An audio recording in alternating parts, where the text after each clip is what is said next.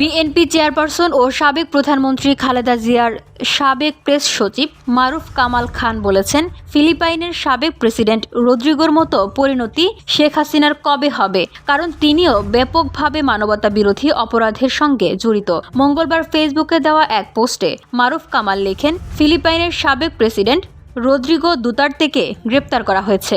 মানবতা বিরোধী অপরাধের দায়ে ইন্টারন্যাশনাল ক্রিমিনাল কোর্ট তার বিরুদ্ধে গ্রেপ্তারি পরোয়ানা জারি করার পর ফিলিপাইনের সরকার তাকে আটক করে। দুতার্তের শাসনামলে মাদক নির্মূলের নামে পুলিশের হিসেবেই ৬,০০০-এর মতো মানুষকে বিনা বিচারে মেরে ফেলা হয়। বেসরকারি পর্যবেক্ষকদের হিসেবে এভাবে হত্যার সংখ্যা আরও অনেক বেশি। দুতার্তেকে হুকুমের আসামি করা হয়েছে।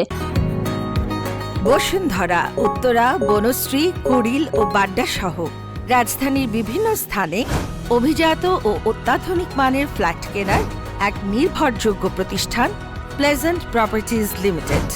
তাই আপনার স্বপ্নের আবাসনের জন্য আজই যোগাযোগ করুন।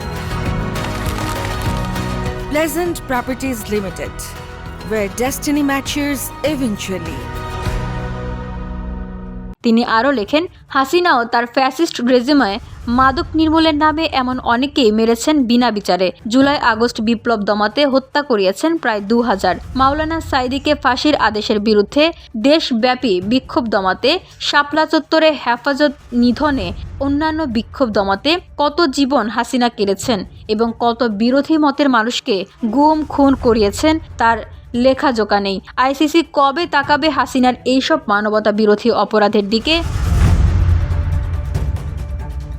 আইসিসির গ্রেপ্তারি পরোয়ানার জেরে ফিলিপাইনের সাবেক প্রেসিডেন্ট রদ্রিগো দুতার্তেকে গ্রেপ্তার করেছে দেশটির আইন শৃঙ্খলা বাহিনী। মঙ্গলবার দেশটির রাজধানী ম্যানিলায় তাকে গ্রেপ্তার করে দেশটির পুলিশ। তার বিরুদ্ধে মানবতা বিরোধী অপরাধের অভিযোগ রয়েছে।